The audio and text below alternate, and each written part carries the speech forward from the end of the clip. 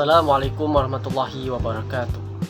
Perkenalkan, nama saya Reza Helanda dengan NIM 250410700357. Baiklah, di sini saya akan membuat video untuk memenuhi salah satu tugas dari mata kuliah Ulumul Al-Quran dengan dosen pengampu Ibu Ani Marlia, MPD.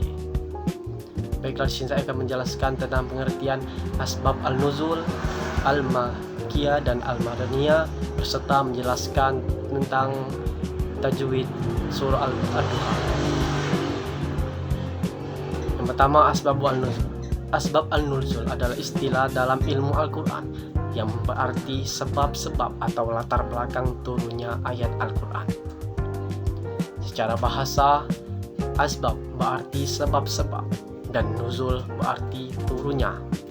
Jadi asbab al-nuzul adalah peristiwa, pertanyaan atau kondisi tertentu yang menyebabkan turunnya suatu ayat kepada Nabi Muhammad SAW.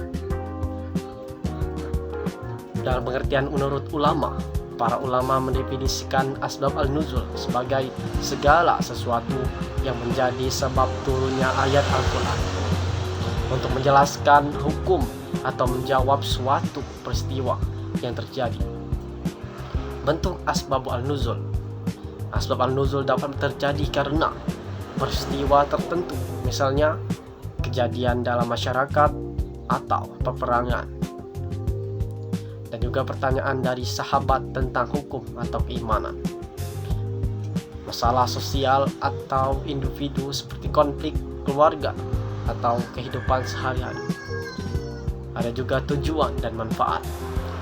Mempelajari asbab al-nuzul bertujuan untuk memahami makna ayat secara lebih tepat dan mendalam, mengetahui konteks turunnya ayat, menghindari kesalahan dalam penafsiran, memahami hikmah di balik hukum-hukum Islam.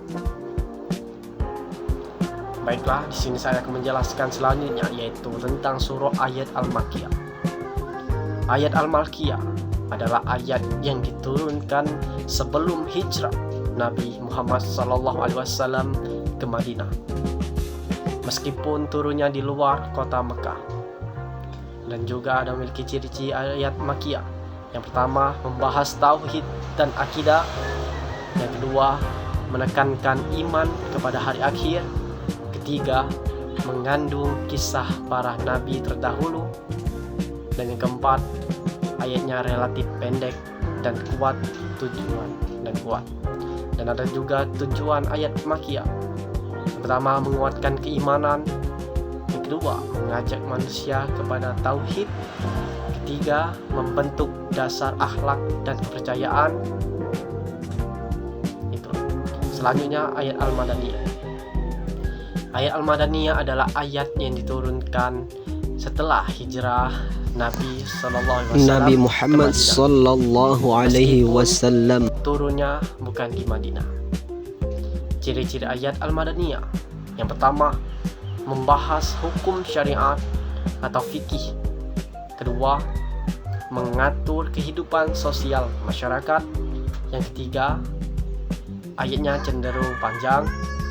Yang keempat, menggunakan seruan ya ayyuhallazina amanu, yang artinya wahai orang-orang beriman. Dan ayat ini ada tujuan ayat Madaniyah. Yang pertama, mengatur kehidupan umat Islam. Kedua, menetapkan hukum-hukum. Ketiga, membentuk masyarakat yang tertib dan adil. Itulah. Selanjutnya saya akan membahas tentang tajwid di surah Ad-Duha. Bismillahirrahmanirrahim. Wad-duha.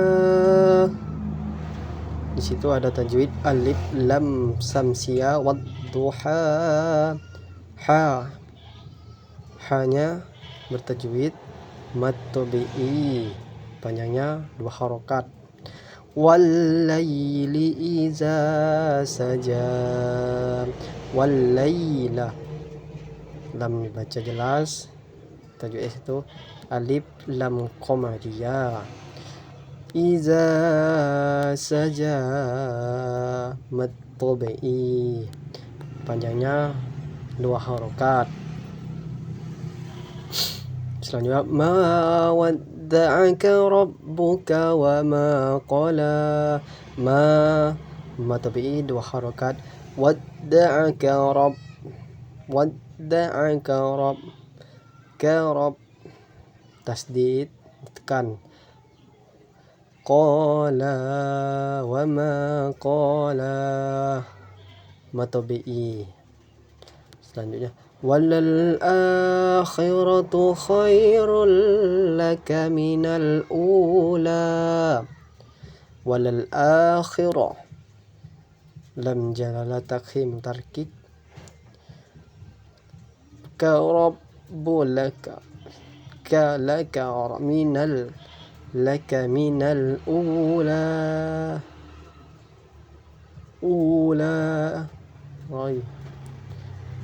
Rulnya itu bila gunna, dan minal ula matabi'i. Wala sawfa yu'ti matabi'i. Ka rabbuka fatarda matabi'i. Alam yajidka yatiman fa'awa. Yajid qala surah yatim matabi'i. Ma fa'awa matabi'i. Wa wajadaka dhallan fahada. Tasdid dhallan fahada matabi'i. Wa wajadaka ailan fa'aghna matabi'i. Tasdid fa'ammal yatima fala taqhar. Biguna yatima alif lam qamariyah fala taqhar qala. Wa ammas sa'ila fala tanhar. Wa biguna wa amma sa'ila masa alif lam sam qamariyah samsiyah fala tanhar qala. Wa amma bi ni'mati rabbika fahaddis. Wa bi ghuna bi ni'mati ishar rabbika fahaddis. Sadaqallahul azim.